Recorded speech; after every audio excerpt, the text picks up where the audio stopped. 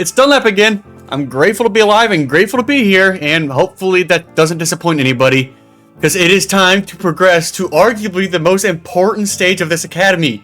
That is right. We are on to part 6, precision passing or passing with accuracy. With that being said, again, my name is Dunlap and I will be your head coach again for this lesson. Part of the reason this video has taken so long to come out is because there's just so much I could go over that we could be here for a really long time. But I'm trying to avoid that. So I'll keep each bit nice and short and simplistic so we aren't watching this thing until tomorrow. I'm going to break down this video into multiple sections so I can get down into the details of each aspect without spilling over into other points and getting lost in the sauce. So real quick, here are the topics we're going to cover. Number 1, what precision passing is. Number 2, the basic controls and movements a precise passer will possess. Number 3 is throw power and how it ties into precision passing. Number 4 is different passing styles and ways to fit the ball in.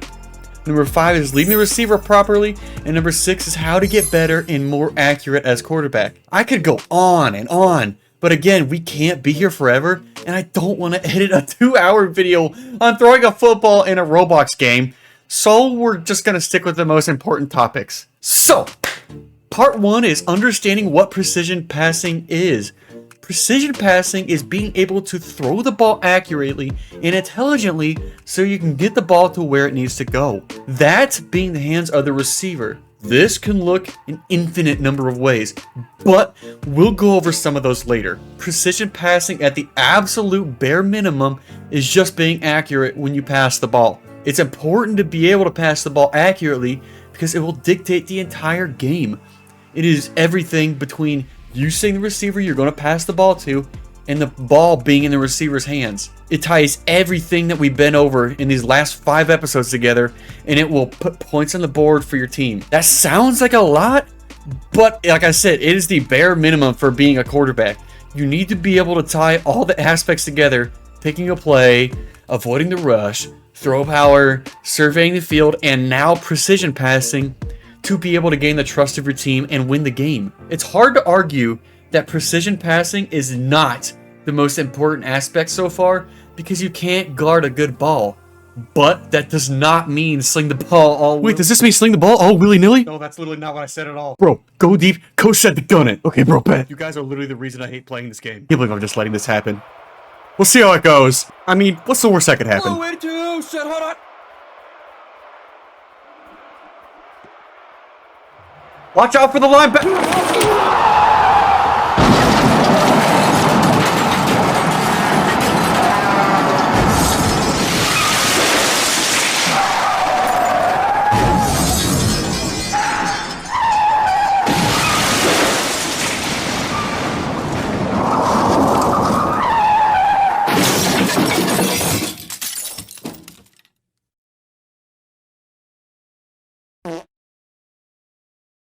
Wow.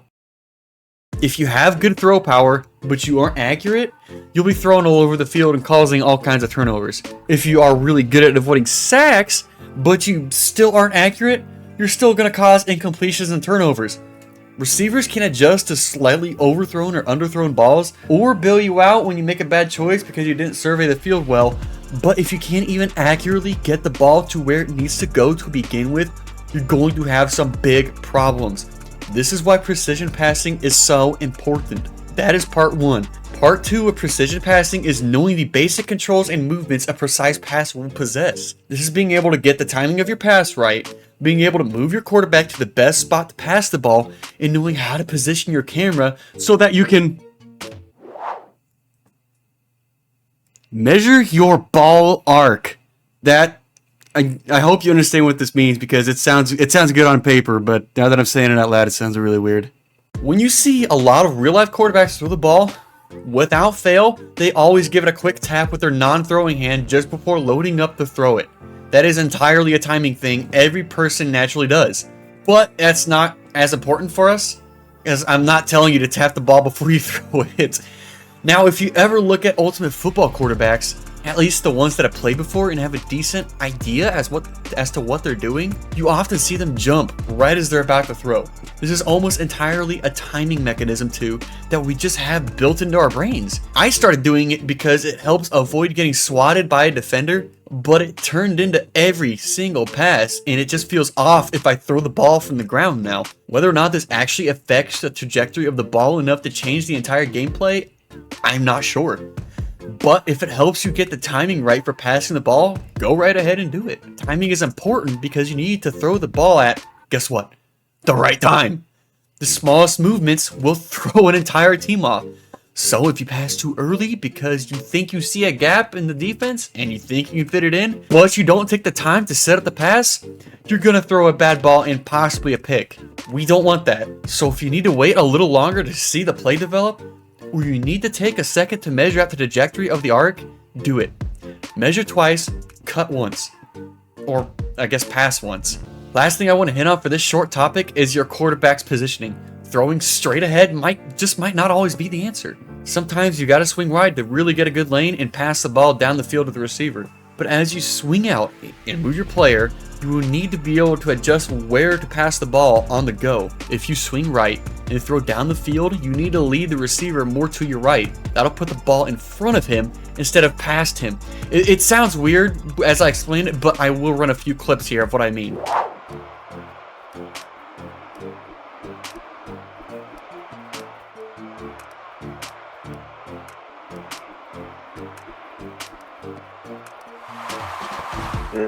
Easy touchdown. That might be an interception. Easy touchdown.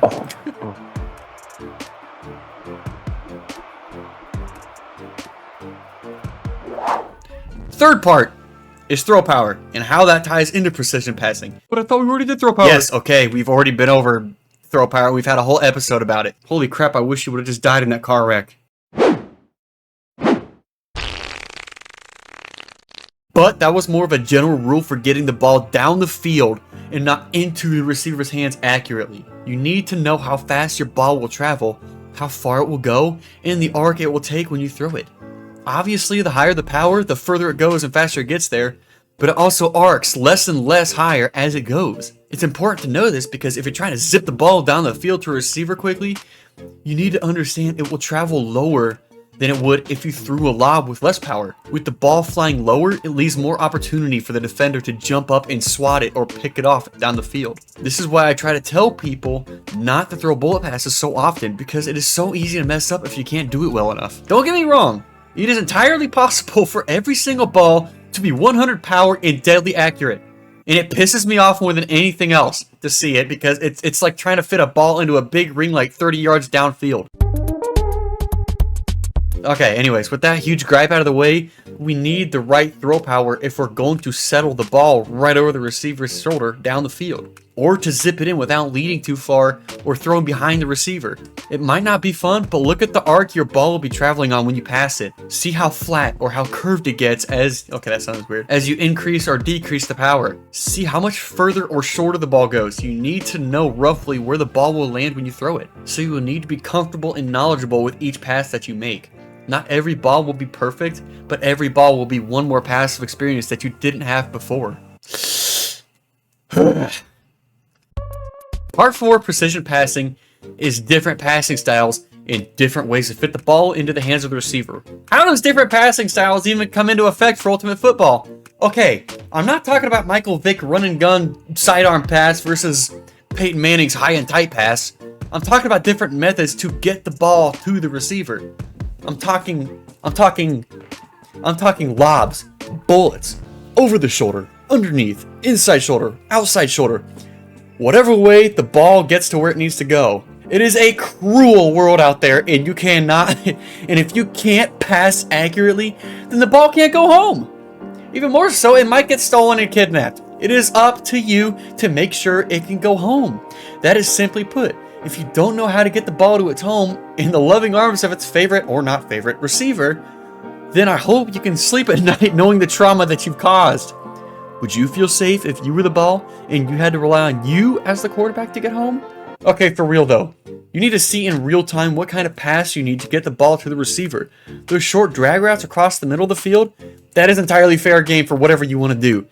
Easy win, either bullet or touch pass. Depending on how far the receiver is will tell you how high and how far you need to throw. Of course, the further the receiver, the more space you need between the receiver and where the ball will land. Underneath pass for a comeback, bullet pass. Throw a bullet. Get it out to them quick so they don't have to keep losing yards running back to you, and they don't have to sit and wait for the ball to get to them as the defense closes in on them. Out routes, outside shoulder. More than likely a bullet pass. If it's a short out route, like goal line, less power, more arc. Get it over the defender so they can't cut underneath and pick it off. It happens way too often. If it's a longer out route, like down the field more, bullet pass is more than likely going to be your friend. Again though, you gotta know with higher power that the ball will be there quicker. So you need to adjust your arc and lead the receiver correctly. Another huge part of this section is how you want to aim the ball. What I mean by this is, do you want to just raw dog it and swing your mouse to wherever you think the ball needs to go? Or should you hold down the right mouse button and lock in your point of view? The only thing that you should be raw dogging are the short in or out routes that require little downfield movement. As you survey, always have that right mouse button held down. Lock in that point of view. I don't mean shift lock, I mean right mouse button lock. This way, when you go to throw down the field, you don't smack the top of the tab and screw yourself when that gray bar slides down. Also, when you do this, your arc will be locked in. It'll be up to you to decide where the ball needs placed. This way, while it's locked in, it can be considerably more accurate because this arc will never move on your screen. So you know exactly where the ball will travel. It is one less thing to worry about. If you're seeing this, it's 3 a.m. and I haven't even started editing this freaking video yet because I'm still making the script and I need you to say it. Okie dokie, finally on to part 5.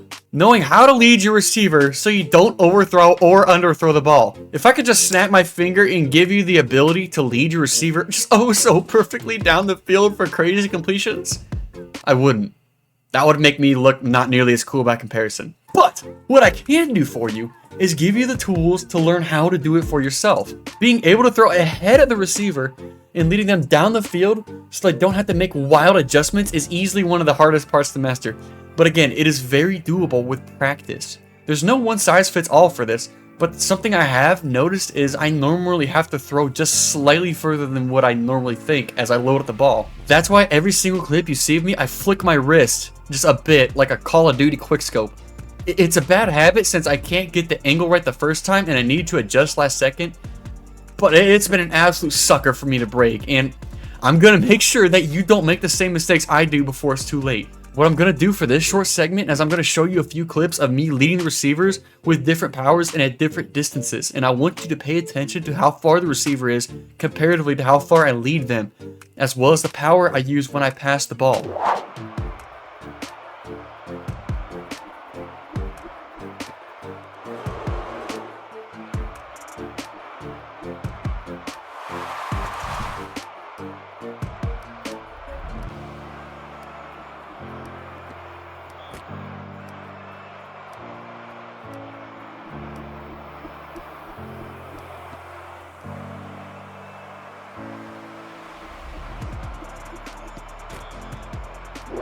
So you can see when I use higher power, it's normal to not lead as far because the ball travels quicker. If I lead the same as I would with lower power, I would overthrow the receiver. Conversely, when I use lower power, I have to lead the receiver more as the ball is in the air longer, and the receiver has to run further to get it. This is something you need to study up on a bit and practice getting used to. Knowing how far you need to lead the receiver is knowing where the ball needs to be placed. Knowing where the ball needs to be placed is how you become a precise and accurate quarterback. It's kind of crazy how it works actually. So like just imagine there's a big circle surrounding your receiver. The edge of the circle is how far your receiver can run to catch the pass before the ball inevitably hits the ground. If you can figure out how big of a circle that is for each and every single power, you can perfectly throw it just to the edge of that circle every single time. Your third eye will open and you will finally ascend to the quarterback kingdom. Are we back? Okay, good. I need you to understand this. With great power comes unbelievable responsibility. All of the Bloxburg moms, they love quarterbacks and they would bend over in literally any direction for them. You need to stay disciplined. Focus on the immaculate dimes at hand. We're finally ready to close out with part 6. how to practice our aim and accuracy as a quarterback. I'm going to keep this section as short as I can, because you have a few options, okay? Option 1 is the gauntlet. Is this the best option? No. You can only practice side-to-side passing, but it is a good way to work on said side-to-side passing and learning how to lead a bullet pass better. Option 2 is the practice field. Is this the best option? Still no. It's a great option still, since you can use the practice field to pick out players and throw to them just to see how far each setting throws and how high the arc is and how long the ball is in the air. But you ought to grab your protractors because you need to understand each aspect of each arc. I'm talking about the pass, not the box squirt bombs, by the way. She's behind me, isn't she? Option 3 is to roll up your sleeves and just jump into a gameplay and throw until you learn. Is this finally the best way to work on precision passing? Maybe. I'll get to why it's not a yes in the next bit. I say maybe because oftentimes people really suck. Insert highlight reel of that here.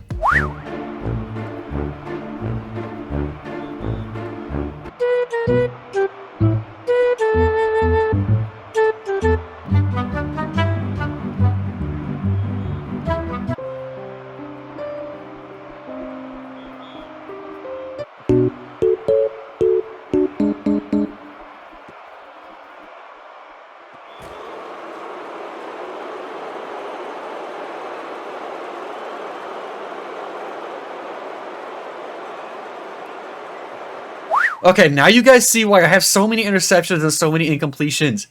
This is what I had to deal with. And this is just the time that I was recording for this video. It wasn't even all of it.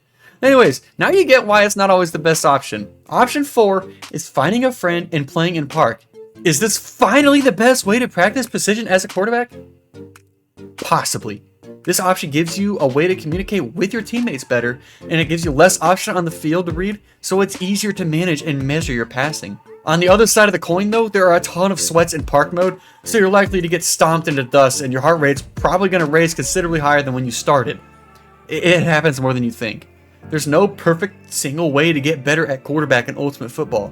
Passing precisely as a quarterback is mixing a lot of aspects together, and it's arguably the most important position on the field at any given point in time. Get out there and start slinging the ball down the field in different ways and figure out what works right for you. But do not represent me or my academy in any way until you're nice and proficient at it, because I don't want to look bad for not teaching you well. So hopefully I was able to help with this video and not overwhelm you guys with all the information and whatnot. There's only 2 scheduled lessons left for this academy, and even though they're not directly tied to throwing the ball down the field, they're still important parts of being a quarterback. And I hope you guys will tune in to watch those when they finally go live. As always, my name is Dunlap, and I will see you guys next time.